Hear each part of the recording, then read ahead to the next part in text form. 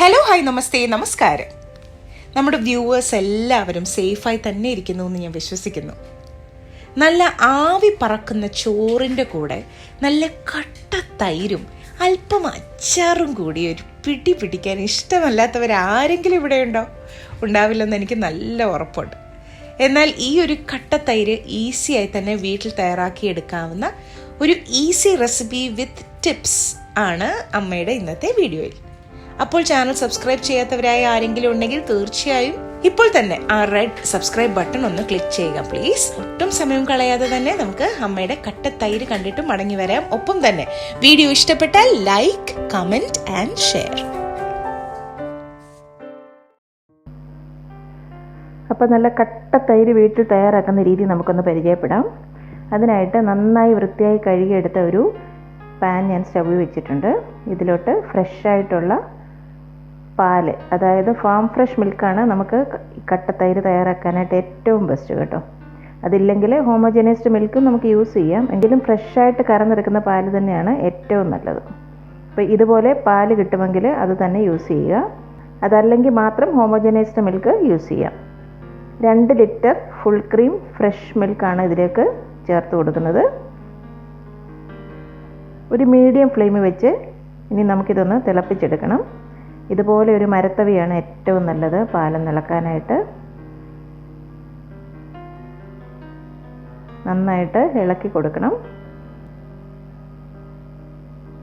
ഇതുപോലെ ആ തവി ആ പാനിൻ്റെ പുറത്ത് വെച്ച് കഴിഞ്ഞാൽ പാല് തിളച്ച് തൂകി പോകത്തുമില്ല. ഇടയ്ക്കിടയ്ക്കൊന്ന് ഇളക്കി കൊടുക്കാൻ മറക്കണ്ട കേട്ടോ. അതിലേക്ക് 1 ടീസ്പൂൺ പഞ്ചസാര കൂടി ചേർത്ത് കൊടുക്കുന്നുണ്ട്. നന്നായിട്ട് ഇളക്കി മിക്സ് ആക്കാം. അപ്പോൾ സാധാരണ കേട് തയ്യാറാക്കുന്നതിന് പഞ്ചസാര ചേർക്കണമെന്നില്ല, എങ്കിലും ഒരു തിക്കായിട്ടുള്ളൊരു യോഗേർട്ടാണ് ഞാനിപ്പോൾ ഇവിടെ തയ്യാറാക്കിയെടുക്കുന്നത്. ഒരു മീഡിയം ഫ്ലെയിമിൽ വെച്ച് തന്നെ നന്നായിട്ട് തിളപ്പിച്ചെടുക്കണം. ഇതാ ഇപ്പോൾ തിളച്ച് തുടങ്ങിയിട്ടുണ്ട്. തിളച്ച് തുടങ്ങിക്കഴിഞ്ഞാൽ പിന്നെ പാൽ അടുക്കി പിടിക്കാനുള്ള സാധ്യത കൂടുതലാണ്. അതുകൊണ്ട് ഇടയ്ക്കിടയ്ക്ക് ഇനി ഇളക്കി കൊടുക്കണം.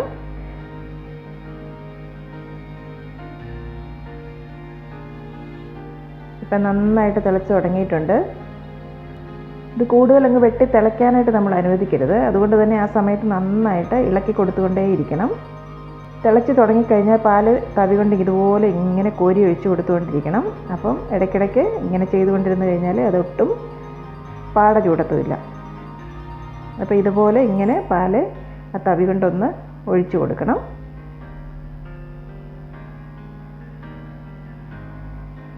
ഈ പാലങ്ങ് വെട്ടി തിളച്ച് മറിയത്തില്ല, ആ ഒരു സ്റ്റേജിലേക്ക് വരാൻ പാടില്ല. അതുകൊണ്ടാണ് തിളച്ച് തുടങ്ങിക്കഴിഞ്ഞാൽ ഇങ്ങനെ ഇളക്കി കൊടുക്കണമെന്ന് പറയുന്നത്. ഇനി നമുക്ക് ആ ഫ്ലെയിം ഒന്ന് സിമ്മിലേക്കാക്കി വെക്കാം. ഒരു 10 മിനിറ്റ് സിമ്മിൽ വെച്ച് ഒന്ന് ചെറുതായിട്ട് ഈ പാലൊന്ന് വറ്റിച്ചെടുക്കണം. ഈ ഒരു സമയത്ത് ഇതുപോലെ തവി കൊണ്ട് ഇങ്ങനെ പാലൊന്ന് ഒഴിച്ചു കൊടുത്തുകൊണ്ടിരിക്കണം.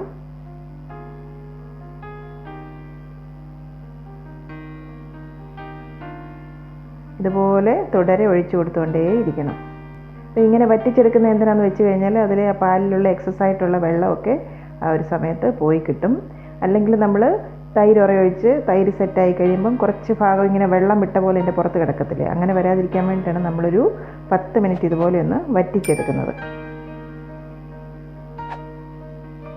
ഇപ്പോൾ 10 മിനിറ്റ് കഴിഞ്ഞിട്ടുണ്ട്. അതിലെ വെള്ളമൊക്കെ പോയി ഒന്ന് ചെറുതായിട്ട് വറ്റി വന്നിട്ടുണ്ട്. ഇനി നമുക്ക് ഫ്ലെയിം അങ്ങ് ഓഫ് ചെയ്യാം. ഇതിനി നന്നായിട്ട് ആറി വരട്ടെ. കൈകൊണ്ട് തൊടാവുന്ന ഒരു ചൂടിലേക്ക് അത് എത്തണം. ഫ്ലെയിം ഓഫ് ചെയ്ത് കഴിഞ്ഞാലും തവി കൊണ്ട് നന്നായിട്ട് ഇതിങ്ങനെ ഒഴിച്ചു കൊടുക്കണം. നന്നായിട്ട് ഇളക്കി കൊടുക്കണം. ഒരു 2-3 മിനിറ്റും കൂടി ഇങ്ങനെ ഇളക്കി കൊടുത്തുകൊണ്ടേ ഇരിക്കണം.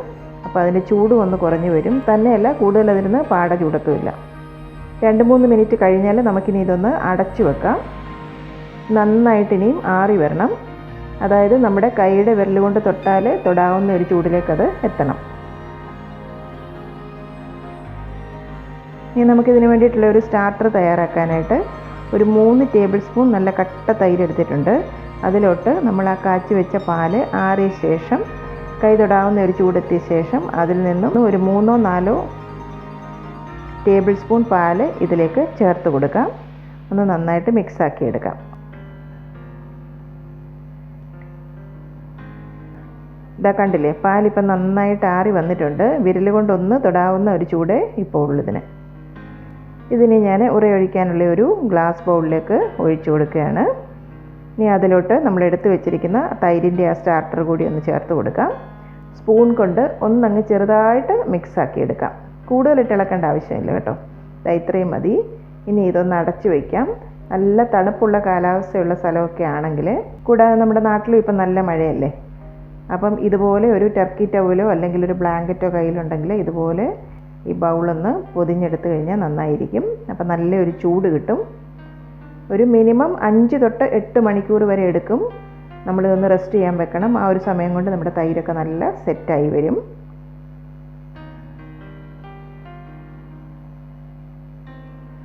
നമ്മളിതുപോലെ കവർ ചെയ്ത് വെക്കുന്ന സ്ഥാനത്തു നിന്ന് അത് സെറ്റായി കഴിയുന്നതിന് വരെ നമ്മൾ ഈ ബൗൾ മാറ്റാതിരിക്കാനായിട്ട് ശ്രദ്ധിക്കണം. എൻ്റെ കിച്ചണിനകത്ത് അത്യാവശ്യം ചൂടുണ്ട്. അതുകൊണ്ട് ഇപ്പോൾ ഒരു 5 മണിക്കൂർ കഴിഞ്ഞിട്ടുണ്ട്. നമുക്കൊന്ന് തുറന്ന് നോക്കാം. മിക്കവാറും ഇത് സെറ്റായിട്ടുണ്ടാവും. ഇതാ കണ്ടില്ലേ, നല്ല കട്ട തൈരാണ്. ഒട്ടും വെള്ളമൊന്നും അതിൻ്റെ പുറത്ത് സെറ്റിലായിട്ടില്ല. കാണുമ്പോൾ തന്നെ അറിയാം നിങ്ങൾക്ക്. ഇതിനി നമുക്കൊന്ന് അടച്ചിട്ട് 2 മണിക്കൂർ ഫ്രിഡ്ജിലേക്ക് ഒന്നും കൂടി സെറ്റാകാനായിട്ട് വെക്കണം. അപ്പോഴാണ് ഇത് ശരിക്കും സെറ്റായി കിട്ടുന്നത്. ഇപ്പോൾ 2 മണിക്കൂർ കഴിഞ്ഞിട്ടുണ്ട്. നമ്മുടെ ഫ്രിഡ്ജിൽ നിന്നെടുത്ത തൈരാണിത്. ഇതാ കണ്ടില്ലേ, എന്താ ഭംഗിയെന്ന് നോക്കി. ശരിക്കും നല്ല കട്ട തൈരാണ്, നല്ല മുറിച്ചെടുക്കാവുന്ന തൈരാണ്. ഇത് ശരിക്കും ഒരു യോഗട്ടിൻ്റെ റെസിപ്പിയാണ് കേട്ടോ. കാണുമ്പോൾ തന്നെ നിങ്ങൾക്ക് മനസ്സിലാവുന്നുണ്ടായിരിക്കും ഇത് എത്ര തിക്കാണെന്ന്.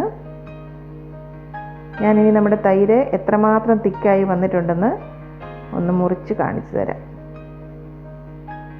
കണ്ടില്ലേ, തവി കൊണ്ട് ഇങ്ങനെ എടുക്കുമ്പോൾ തന്നെ നിങ്ങൾക്ക് മനസ്സിലാകും. ഒന്നുകൂടി കാണിച്ചു തരാം. ശരിക്കും നല്ല തിക്ക് യോഗട്ട് തന്നെയാണിത്. എന്താ തിക്കെന്ന് നോക്കി. അപ്പം ഞാൻ പറഞ്ഞ ടിപ്സൊക്കെ ഒന്ന് ഫോളോ ചെയ്യുക.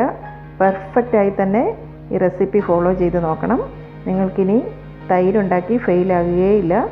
വീഡിയോയിൽ കാണിച്ച അതേ പെർഫെക്ഷനോട് കൂടി തന്നെ നിങ്ങൾക്ക് വീട്ടിൽ നല്ല കട്ട തൈര് ഉണ്ടാക്കിയെടുക്കാൻ പറ്റും.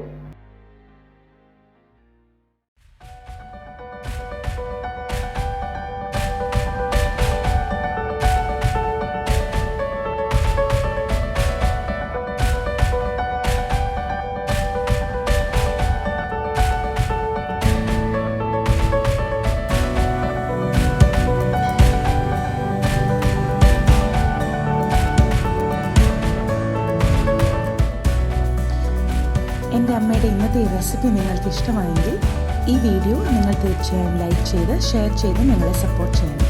ഒപ്പം തന്നെ herewith AMMA സബ്സ്ക്രൈബ് ചെയ്യാനും ബെൽ ഐക്കൺ ക്ലിക്ക് ചെയ്യാനും മറക്കരുത്.